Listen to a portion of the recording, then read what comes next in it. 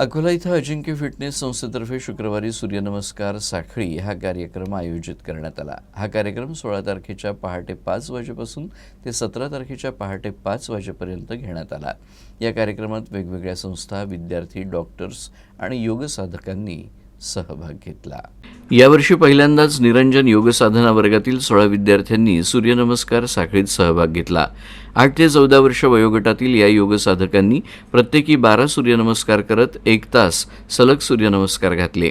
हजारो वर्षांपासून सूर्यनमस्काराच्या रूपानं सूर्योपासना करणं आणि सकारात्मक ऊर्जा संपादित करणं हा पारंपरिक अभ्यास आहे। रथसप्तमीला सूर्यनमस्कार करून सूर्याची ऊर्जा मिळवण्याकरता सूर्यनमस्कार साखळीचा कार्यक्रम आयोजित करण्यात आला होता। कार्यक्रम यशस्वी करण्याकरता धनंजय भागवत, अजिंक्य, किरण मोकाशी आणि निरंजन योग साधना वर्ग तसंच इतर संस्थांचे सेवाभावी सदस्य यांनी परिश्रम घेतले।